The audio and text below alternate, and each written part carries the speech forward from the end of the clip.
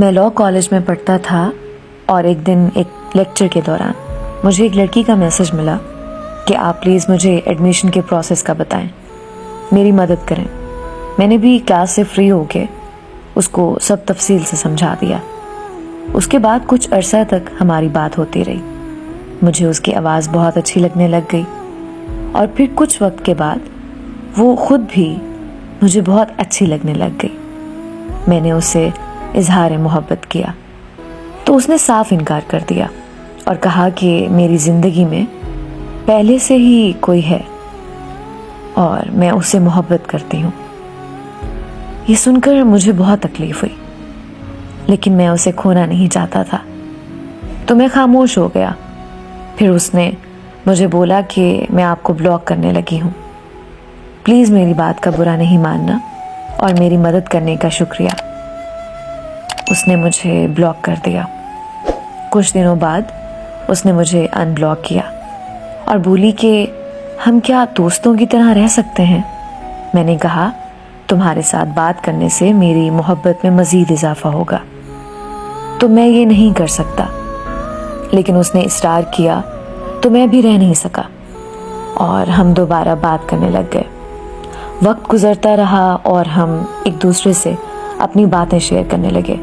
اس دوران میں نے اسے اپنے پیار کا اظہار کرتا رہا، اسے محبت اور عزت کا احساس دلاتا رہا۔ اس نے بتایا کہ جس سے وہ پیار کرتی ہے وہ اسے اہمیت نہیں دیتا۔ اس نے اپنی ساری تکلیف بتائی اور میں پوری رات اس کی باتیں سن کر اس کی ذہنی تکلیف کو کم کرتا۔ اس دوران میں اس کی محبت میں گرفتار ہوتا گیا اور آخر میں نے اسے فورس کر ہی دیا کہ وہ بھی مجھ سے محبت کا اظہار کرتے۔ اس نے بولا کہ وہ ایسا نہیں کر سکتی کیونکہ وہ ایک اچھی لڑکی نہیں ہے، اور بولی کہ تم مجھ سے بہت اچھی لڑکی کے قابل ہو، میں تمہارے قابل نہیں ہوں۔ میں روتا رہا، اسے محبت کی بھیک مانگتا رہا، پر وہ نہیں مانی اور اس نے ایک جملہ بولا کہ محبت کسی کو پانا نہیں ہے، محبت تو کسی کی آسانی کو دیکھنا ہے، کہ کوئی ہماری وجہ سے پریشان نہ ہو۔ اس نے کہا کہ ضروری نہیں جس کو ہم چاہیں وہ ہمیں مل جائے زندگی میں۔